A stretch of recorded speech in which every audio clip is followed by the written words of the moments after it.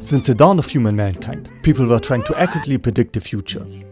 And now it's finally our turn. Growing up, we all thought the future gonna be bright, shiny and full with technological wonders. Robots, flying cars and whatever this thing is. Truly exciting. But then after stepping outside for 5 minutes, we all know this ain't gonna happen. But how will the future be? Let's take a look. What the fuck? Turned out that slopping up the glaciers leads to rising sea levels, basically turning the planet into SeaWorld. And turns out that human beings need landmass to survive. Yeah, who could have possibly known that? But luckily, their 2 islands still remain floating. United States, like in every natural disaster movie, and obviously China.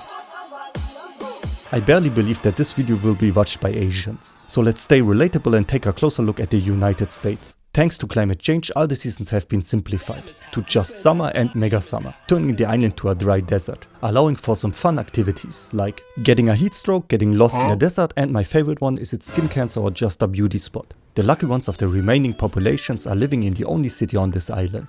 But because of exploding temperatures, that place is more like a microwave, basically barbecuing everyone who made the unfortunate mistake to enjoy the sun. While the unlucky ones have to live in the desert, either role-playing as Tusken Raiders or Javas. Also, you can already imagine that Earth transformed into Venus is the perfect habitat for another reel of fucked up Australian wildlife. And if Australia teaches us one thing, it's this one. The hotter the place, the more unholy the inhabitants become. And after now seeing the peak of unholiness, everybody in the future wishes that this guy would have taken the bicycle more often, instead of constantly using gas scalper, the destroyer of the ozone layer.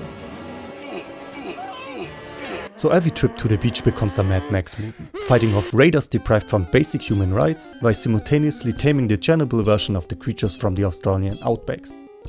And the most important question, how does the love life look in the future? Well, the aging problem definitely makes it harder to find a suiting partner, at least not without dropping any basic standards.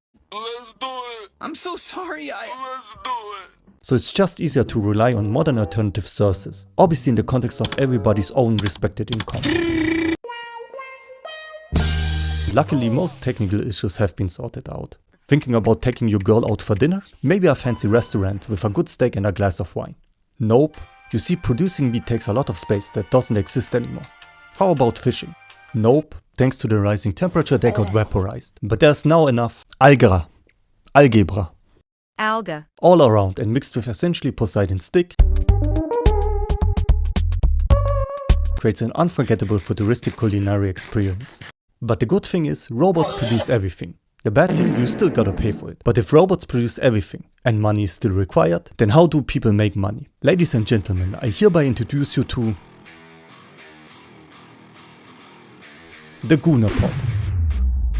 10 hours of straight AI slop, non-stop bombardment of brainrot and gooning material. Truly the peak of the human project. Our ancestors will be watching in sheer disbelief, glancing upon what human ingenuity has created. But how the fuck does it pay for shit, you might think? Well, simple. Producer bot pays people to watch AI slop, laced with advertisement. The advertisement creates demand to buy whatever producer bot offers. I call it the Guna economy. Other ones call it hell on earth.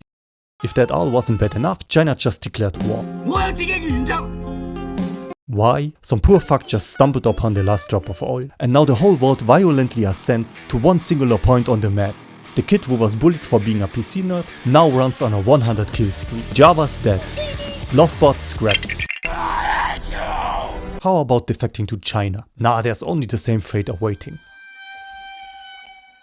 There's this idea to create a green steampunk future, preventing the catastrophic outcome of the climate change. Just human beings, happily and in unison, working and living together. Unfortunately, we can't have that, that just would be too gay.